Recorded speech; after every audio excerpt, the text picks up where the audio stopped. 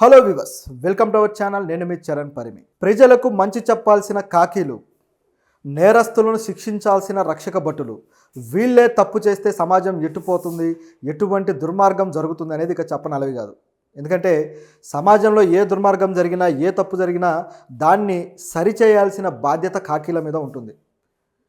ఎటువంటి నేరమైనా కావచ్చు, దాన్ని సరిచేసి నేరస్తులకు శిక్ష పడేలా చర్యలు తీసుకొని సమాజాన్ని సరైన మార్గంలో పెట్టడానికి ఈ రక్షణ వ్యవస్థలు ఏర్పాటయ్యాయి. కానీ ఇందులో ఉన్న కాకీలే తప్పుదారిలో వెళ్ళి జీవితాలను నాశనం చేస్తే చివరికి సమాజం ఎటుపోతుందంటే చివరికి సమాజంలో ఒక అలజడి చెలరేగి అది తీవ్రమైన పరిణామాలకు దారితీస్తుంది.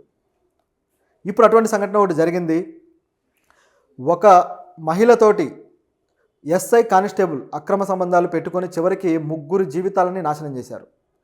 సో ఎవరి జీవితాలు నాశనం అయ్యాయి, ఆ మహిళ ఎవరు, ఈ సంఘటన ఎక్కడ జరిగింది అనేది ఆసక్తికరంగా ఉంది. ఎందుకు ఇలాంటిది చెప్పాల్సి వస్తుందంటే సమాజ పోకడ ఎట్టుపోతుంది అనే దానికి ఇలాంటివన్నీ ఒక ఎగ్జాంపుల్. సో ఇవి మనం గ్రహించకపోతే మనకంటూ మనం ఒక అప్రమత్తతతోటి ఉండలేం. కాబట్టి ఇది తెలుసుకొని అప్రమత్తంగా ఉండటానికి ఇలాంటివి మనం తెలుసుకోవాలి. అవేర్నెస్ అనేది ఎక్కడి నుంచో సమాజంలో పాఠాలు ఎవరు చెప్పరు, సమాజమే మనకు ఒక అవేర్నెస్ని ఇస్తుంది. ఇలాంటి సంఘటనలే మనకు ఒక జ్ఞానాన్ని అందిస్తాయి. కాబట్టి ఇది తెలుసుకోవడం అనేది సమాజ పోకడకు ఒక ఎగ్జాంపుల్ అయితే వ్యవస్థలు ఎటువైపు పయనిస్తున్నాయి, ఎవరిది న్యాయం ఎవరిది అన్యాయం అని మనకై మనము తీర్పులు ఇచ్చుకునే పరిస్థితి ఇప్పుడు వచ్చేసింది అనమాట. సో ఈ సంఘటనలో చూస్తే ఇది తమిళనాడులో జరిగిన ఒక సంఘటన అనమాట. ఇందులో కళ్ళకురిచి అనే ఒక జిల్లాలో ఉలుందూర్పేటకు సంబంధించి ఆ ప్రాంతంలో పిల్లూర్ అనే ఒక ఊరు. సో ఈ ఊరిలో నివసిస్తున్న అశోక్ రమణి అనే భార్యాభర్తలు. అతను ఏదో మామూలు పని చేసుకుంటూ వెళ్తున్నాడు. సో అతని భార్య చూడడానికి చాలా అందంగా ఉంటుందన్నమాట. ఆవిడ తన అందాన్ని ఎరవేసి కాకీలను పట్టి ఒక దందాగా మార్చుకుంది. ఎవరైనా సరే ఇలాంటి పని చేస్తే కాకీలు వచ్చి వాళ్ళని అరెస్ట్ చేయడమో లేకపోతే మరోటో జరుగుతుంది. కానీ ఇక్కడ రివర్స్లో కాకీలతోనే దందా చేస్తే ఇక తనని అరెస్ట్ చేయడానికి కానీ తన మీద యాక్షన్ తీసుకోవడానికి కానీ స్కోప్ ఉండదు కదా అని చెప్పి ఆవిడ చాలా తెలివిగా ఆలోచించినట్టుంది. సో ఆ విధంగా ఏం చేసిందంటే తన భర్తకు తెలియకుండా ఒక ఎస్ఐ తోటి ఎఫ్ఐఆర్ పెట్టుకుంది. ఆ ఉలుందూరుపేట ఎస్ఐ ఉన్నారు. సో ఆయనతోటి ఎఫ్ఐఆర్ పెట్టుకొని చాలా కాలం అలా నడిపించింది. చివరికి ఒకరోజు ఇలాంటివి ఏంటంటే ఏదో ఒక రోజు తెలియకుండా ఉండవు. ఎంతకాలం దాచిపెట్టినా సరే నిజం ఒకరోజు బయటకు వస్తుంది. ఆ విధంగా ఆ భర్తకు తెలిసిపోయింది. తెలిసిన తర్వాత వాళ్ళిద్దరి మధ్య పెద్ద గొడవ జరిగింది. సో అది ఏ స్థాయికి వెళ్ళిందంటే ఇక భర్తకి వచ్చిన కోపం ఏమైనా ఏదో ఒకటి చేసేయాలి అని చెప్పేసి తీవ్ర స్థాయిలో వెళ్ళిపోయాడు అనమాట. సో అయిన తర్వాత ఆ రోజు రాత్రి ఆవిడ్ని మర్డర్ చేసి అక్కడి నుంచి పారిపోయాడు. సో ఇది మొదట పోలీసులకు తెలిసిన సమాచారం. ఇంతవరకు తెలిసింది. తర్వాత పోలీసులు అతన్ని ట్రేస్ చేశారు. చివరికి అతన్ని పట్టుకొని ఆ కోర్టులో కూడా హాజరుపరిచారు.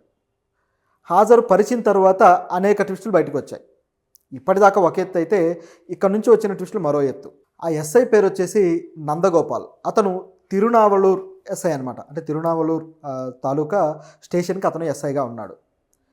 సో ఇతనితోటి ఆ రమణి ఎఫ్ఐఆర్ పెట్టుకుంది.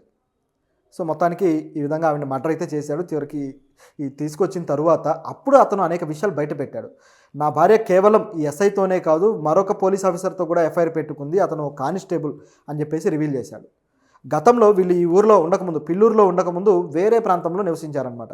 సో అక్కడ ఉన్నప్పుడు ఈవిడ చేసిన యదో పనులకి వాళ్ళిద్దరూ మొత్తానికి భార్యాభర్తలు గొడవపడో మొత్తానికి ఆమెను అక్కడ నుంచి తీసుకొని వేరే ప్రాంతానికి వెళ్ళి సుఖంగా బతకాలని చెప్పేసి భర్త అనుకున్నాడు. అనుకున్న తర్వాత ఆమెను అక్కడ నుంచి తీసుకొని వచ్చేసి ఈ ప్రాంతంలో నివాసం ఉంటున్నాడు పిల్లూరులో.